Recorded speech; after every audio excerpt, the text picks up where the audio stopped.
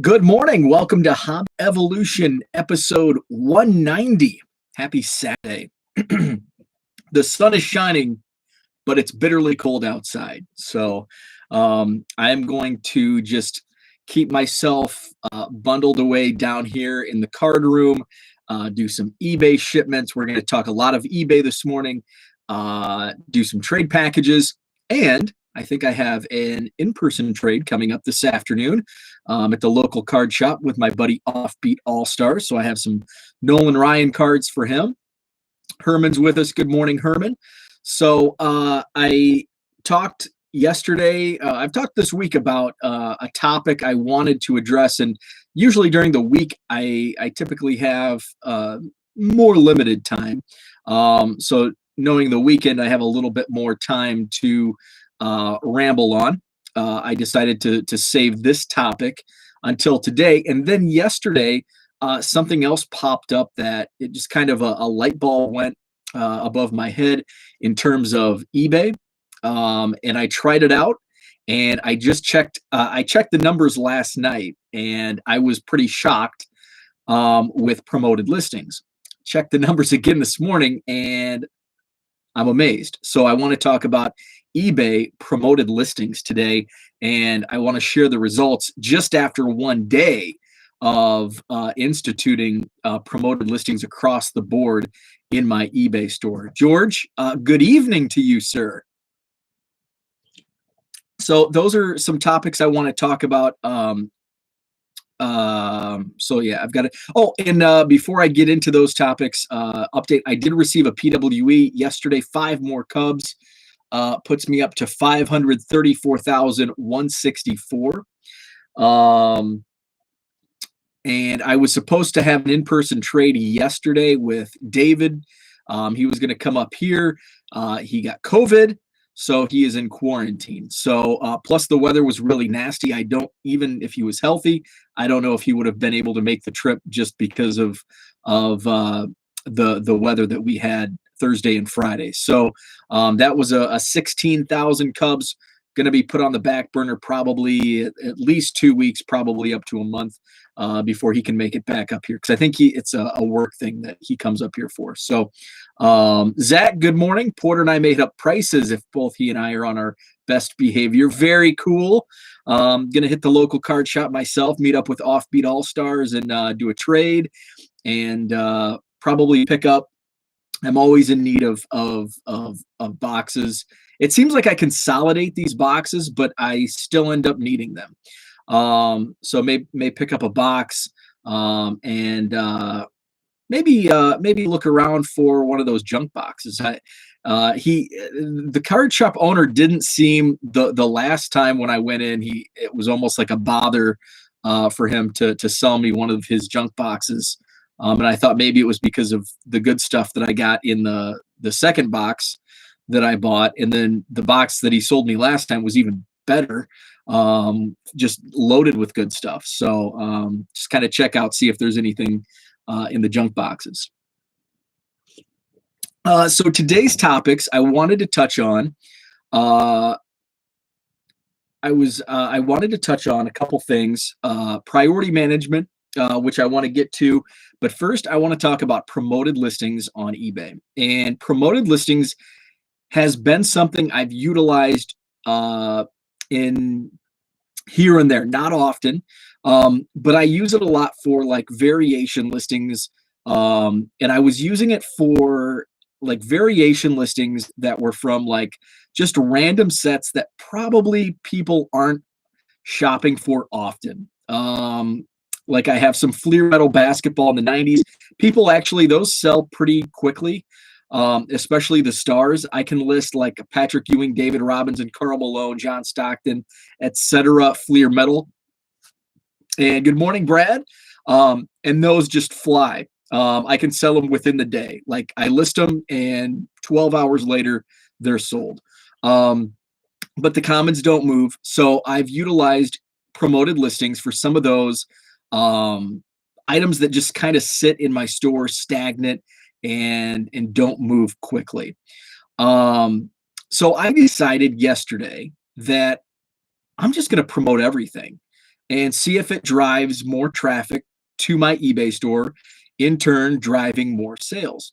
So I took, before I instituted the store wide promoted listings, I took a look at the analytics and the impressions I was receiving for my store listings. And over the last like 90 days, the average daily impression was right around 24,000. So about 24,000 impressions per day in my eBay store.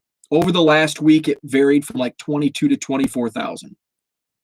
So I instituted promoted listings throughout my entire store just to see if it increased my impressions and how much. So I checked it a few hours later and was shocked because it had already reached like 40,000 impressions just a couple hours later. So I checked my impressions this morning for yesterday. So my impressions by promoting every item in my store went from a daily average of around 24,000 impressions per day to 230,000 impressions. I had 230,000 impressions to my eBay store yesterday alone. That led to $35 in sales. Now, promoted listings does charge. If your item sells via promoted listing, there is a charge, and it typically varies between 4 and 6%. In my tracker, the $35 in additional sales, my fees on that was only an additional $2.17, and that is on top of your traditional eBay fees and all of that. And by the way, the promoted fees do not come out of managed payments. They will be billed to you. So if you have an eBay store, you're paying a monthly bill still for your eBay store. Promoted listings, any fees associated with that also are added into your monthly bill. They don't come out of the transactional, those fees don't come out on a transactional basis. They're billed monthly. So I was extremely happy with not only the boost to my store on traffic, but with the sales it brought in and the fees at only $2.17. I'm pretty happy with, if you've ever bought online ads, whether it's Google ads or Facebook ads or Twitter ads, it can be pretty pricey.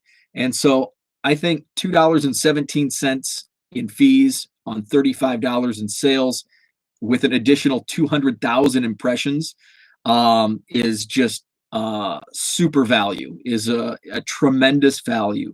So I would stress to use those promoted listings to really boost traffic to your eBay store or your eBay listings if you don't have a store. So I just wanted to share those numbers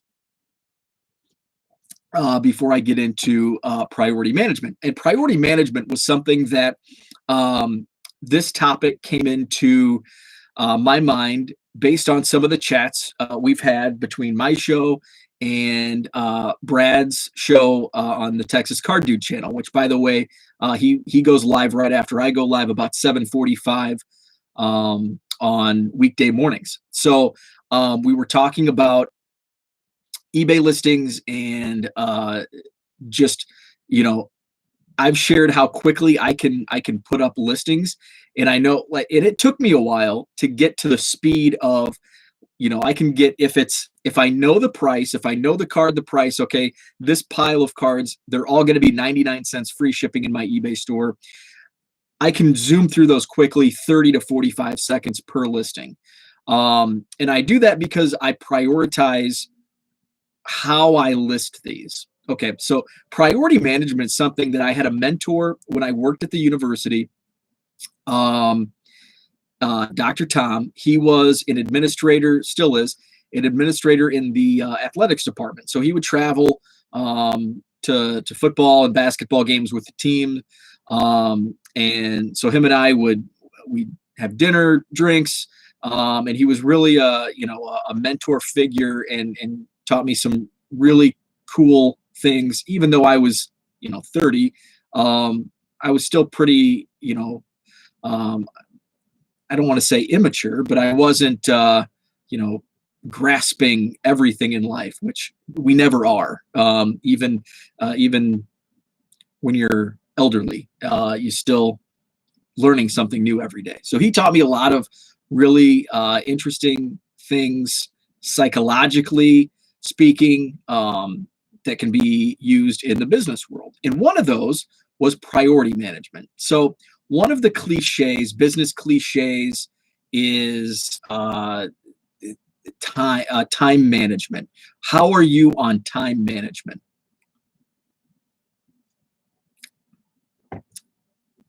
My video just hiccuped, so hopefully I'm still going. So time management was one of those things that he said everybody has time. Everybody can manage their time, but it's the priorities that are key. So in my line of business, my day job, you can manage your time really well, like throughout the day, and still utterly fail because you're not prioritizing what you're doing when you're doing it. So in my line of work, there are in some instances you have to drop everything you're doing and focus on problem A. There may be 3 problems, A, B, and C, but C can be held off for like a week. Problem B needs to be tended to, but it can probably wait until this afternoon. But problem A is like, we need decisions now because it's costing us money. So problem A, if we don't tackle A, and A may have come along third of these 3 problems. It could have been C, B, A, and they're in the reverse order of prioritization. So in problem A, if we don't tend, if we go in order of, you know, how these problems came about, if we prioritize CBA, we could lose thousands of dollars because we didn't get to problem A first and skip problems C and B because of in the order. So if you did that, okay, I'm going to prioritize this problem came first, so I'm going to go first, second, third, and they're in the actual reverse order of priority.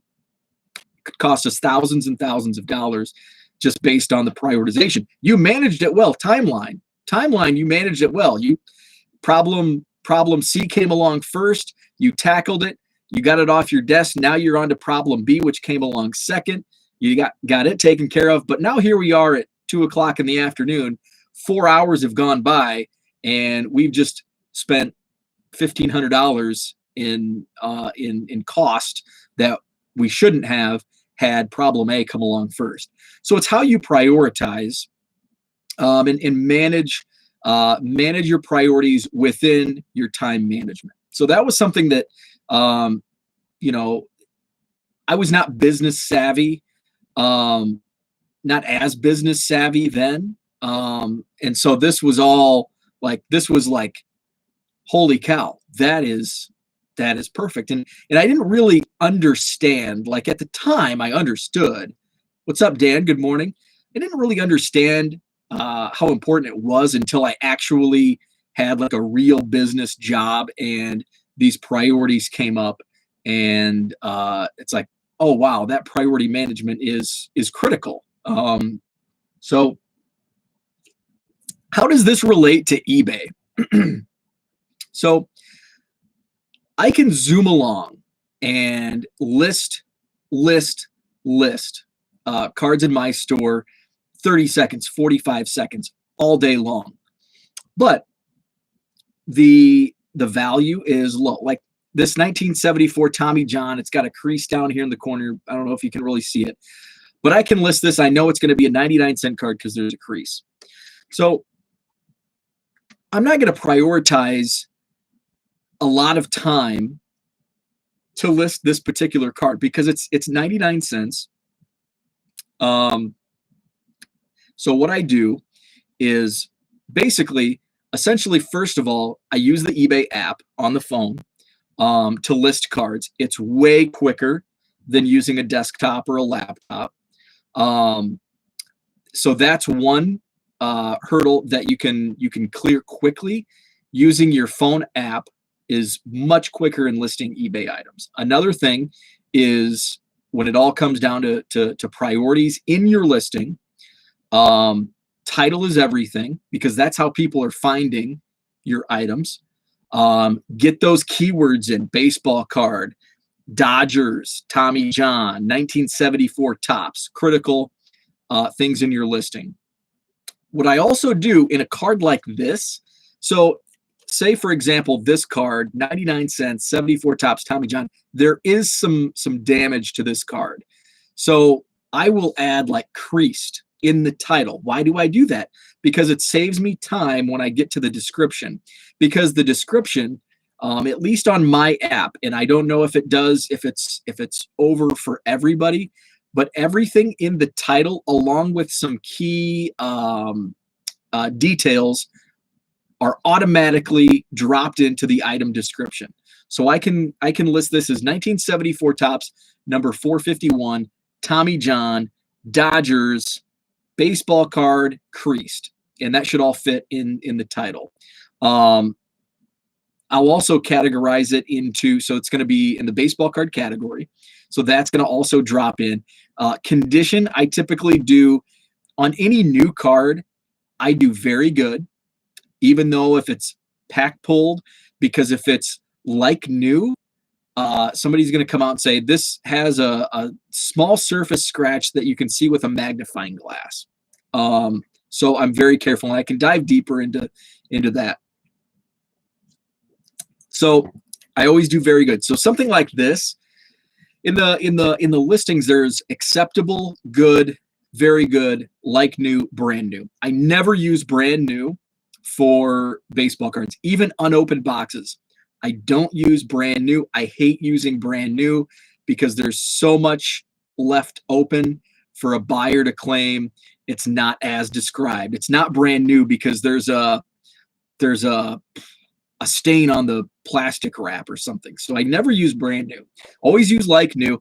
And if somebody says, you're listing this as like new, is it sealed unopened? And I said yes. And I explain, if somebody messages me that, I will always explain, this is why. This is why I do it, to avoid any issues. Yes, it's brand new, unopened, but I do it to avoid any potential claims for item is not described. So with cards, typically very good is what I always use for cards.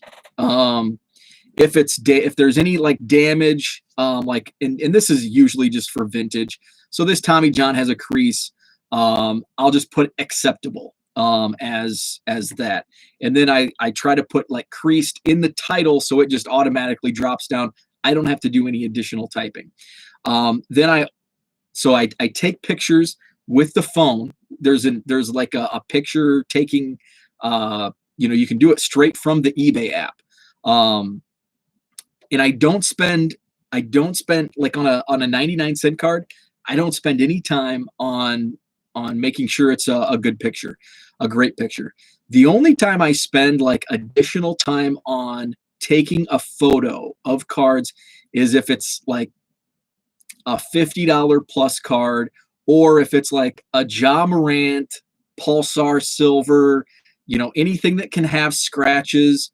I'll do a once over because I know those type of cards are going to be graders are going to be attracted to those listings. So I want to make sure, just to avoid any hassles, everything is as described. If there's a scratch, point it out, try to get a picture of it. If not, I'll try to, take a couple different angles. Once we go up, like I opened some Bowman mega boxes, I pulled like a pink Jason Dominguez. I made sure I got like every angle, up, down, sideways, this way, backs, corners, everything, because I know that those are susceptible to people opening claims. I had a magnifying glass and it caught this little speck on the card. So my priorities when it comes to 99 cent listings and how I can list so many is that if I'm on my couch, if I'm at my desk, I take the picture front and back, and boom, and it takes 2 seconds to take those pictures. I go down, I have my store categorized mostly in teams. So then I'll put it in Los Angeles Dodgers, item description is basically filled out because it takes everything from the title along with like your condition. So this, it's going to say like acceptable. It's also going to say shipped first class. I will add, this is the only thing I do in the description to make it different. I will add, it'll say shipped with USPS first class, I think is how it comes up. And I will just go back and add PWE because this is going in a plain white envelope. And that's it. That's what I do for the description. I add PWE. I go down, price it out 99 cents, free shipping. Then I go down to the free shipping, and then I will boost the post now that I've uncovered how much additional impressions it adds. Then I'll go down, I'll boost the post 4% and submit. And I can do this 40 seconds. And again, it's all about the priorities. So the 99-cent card, if somebody says, even if it says creased, I can't see it in the picture. It's all up for, if somebody wants to open, it's kind of like breaking into a house. You can have an alarm, you can have locks on your windows and your doors, but if somebody really wants to get in, they're going to get in. And that's what it is with opening cases on eBay. If somebody is an a-hole and they want to add, if they want to return a card or try to get one over, they're going to do it. And it can be, it's open for interpretation on so many levels, especially with the return policies on eBay. Well, I didn't see that crease in the picture. Well, did you see the crease in the title and in the description? Well, the picture didn't have it. I'm basing it on the picture. And I actually had somebody who, and this was partly on, I'll take responsibility. I had a card listed. There was a significant corner ding, and I forgot to put corner ding in the description. But there was a clear photo of the corner ding. So you didn't even have to open and expand to see any deficiencies with the card. And it sold for, I don't know, $2, $2.50. Buyer gets it. There's a corner ding. And I said it was visible in the photo. Well, it wasn't listed in the description. So I was annoyed by the fact, and I shouldn't have replied what I did, but I did. And I said, would you have, I think I prefaced it with, sorry, I'll issue a refund, but I did add, would you have bid on this without a picture? And they said no. So if you have a picture that shows everything, but it's not in this description, so if there is if it's a $2 card, I didn't care. I issued the refund right away. If it's a 99-cent card and somehow they didn't read the description or see the picture, they want to open up a refund or whatever, they're not happy, that's fine. It's 99 cents. So that's why I do take priorities in pictures and making sure items in a description are labeled if there are any deficiencies, especially on higher dollar cards, because I don't want to run into an issue with, a Ja Morant that sells for $50. There's a scratch that, either didn't show up in the picture, or it did show up in the picture, but I didn't see it and I didn't list it in the description. So now we have to go with the return, and I have to pay, that's on me as a seller. I have to pay for the return shipping. So that's another, $3.50. I lose the sale. Then I have to go back. I have to relist it, make sure that everything is on the up and up. So that's how I prioritize. And, I list, there's, for 99-cent cards, $2 cards, $5 cards, I just don't see the importance of a long listing description or, fancy pictures with the light box. The only time I use the light box for like really good pictures are the like $40, $50 cards, the Jaws and Zions, which typically sell between the Pulsars that I have sell for between $40 and $60. I do take those in the light box just because I know everybody wants to grade those. They are prone to scratching because they're the chromium front. So that's kind of how I attack and manage the priorities within an eBay listing. So Herman says the guy yesterday opened an item not received claim last night after his tracking said delivered. So yeah. So with the PWE tracking, I have not personally, knock on wood, Herman, I know I'm probably setting myself up for disaster to this point, and I have not had any issues come to me. No buyers have claimed these issues yet. I do have a feeling it's bound to happen. It's a numbers game. So there's been a lot of issues where, and I don't exactly know how this works, but it seems as though they're being scanned only within like sorting facilities, because the postal clerks don't know what this is. It's a deal between the post office and eBay, and it's higher up than at your local level. So yeah, that's annoying when they just go straight to a claim, especially if it's only been like a week, with the way the post office is running right now. So it seems like they're being scanned only at like the final destination facility.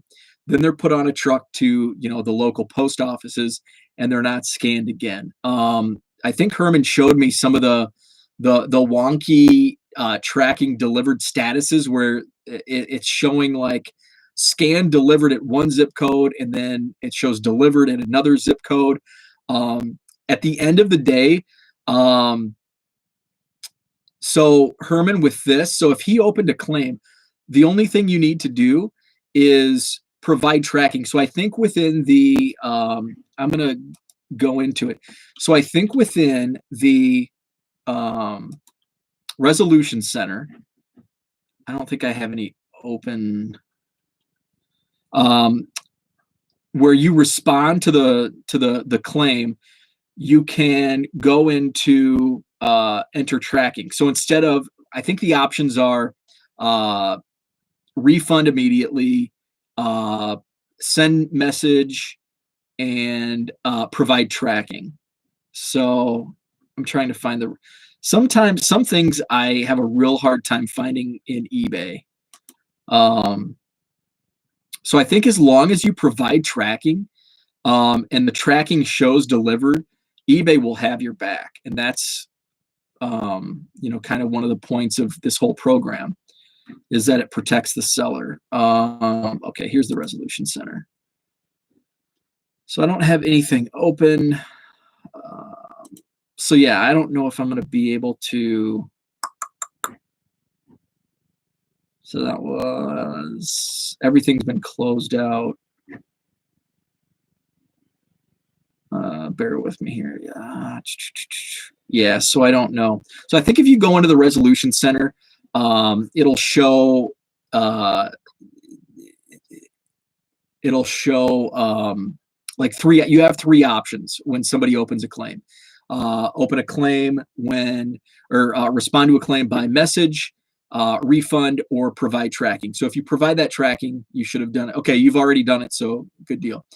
Dan, how far? I don't know if you're talking to me or Zach is in Racine. Zach lives in Racine. I am in Madison, which is from Racine to Madison is probably 2 hours. Probably 2 hours. I've only been through there a couple times. I have some friends that live just across the border in Illinois, like the Waukegan area, like in that range. So usually I go through Racine. I don't like going I hate interstates, so I'll avoid going over to Milwaukee and down. I'll cut across through like country roads, and then I think I come out by like the Mars Cheese Castle. Never been there. I need to check that out though. Yeah, it's probably 2 hours from Madison to Racine, because it's a little over 2 hours to get to my friend's house who lives just across the border. Zach says, "Yep, Caledonia, northern tip of Racine County, 7 Mile Fair exit." So that's all I had for today. Just kind of wanted to share my thoughts on on how I prioritize those eBay listings and the promoted listings. And I think I can wipe most of my board off. Oh, tomorrow I want to talk a little bit about the glimpse into the hobby future. That's what I titled it up here. Based on my Monday, but I think now things have settled down. So I think I'm coming to grips with the postal delays. Oh, by the way, I did get my thermal printer working. Thanks to Ivan, Watch the Breaks. He helped me out, and Mundial Wax on Twitter helped me out. So I'm able to, I don't have to buy a printer, so I won't be buying ink. I have printed out several PWE tracking labels. I printed out several bubble mailer labels, and it works super slick, saving some time. Don't have to use scissors, not wasting paper, not spending money on ink. It's awesome. So Herman's going to go open some 90 score hockey. Yeah, Racine's over on the lake. So so that's all I had for today. Thanks. Who is on Brad? Who's on Hobby Hotline today? I haven't seen the Hobby Hotline coming up at 10. This is my Saturday morning routine is like basically I'm down here doing shipping for eBay all morning. I listened to the About the Cards podcast earlier this week. Usually I watch it on replay because I can't stay up that late. So usually I watch whatever I can of that, and then goes into Hobby Hotline. So it's a great hobby back. My Saturday mornings, I'm just down here shipping eBay and listening to Hobby Hotline. So John, Drew, and Dr. Beckett. Okay, cool. So that's coming up at 10. Korean Cardboard and KBO Collections tonight, 7 p.m. I don't know if I'll be able to catch you guys. I may pop in. I'm not sure what's going on. So yeah, I'll tune in at least, just pop in and say hi for a moment. So thanks for chatting. Thanks for stopping by. 1millioncubs.com is the website. 99centcards.com is the eBay store. And Brad says, give me 5 and I am going to go live. Special episode in 5 after I make coffee. Hey, I like it. Brad, throwing a surprise. Cool. So I will have additional hobby talk this morning as I'm packaging things up. So check out Texas Card Dude in 5 minutes after he gets some coffee. I brought my mug down because I knew this was going to be, a 30-minute or so episode. So didn't want to run out of coffee. So I've got my mug down here. So thanks for tuning in. Check out Brad in 5 minutes. Have a good Saturday.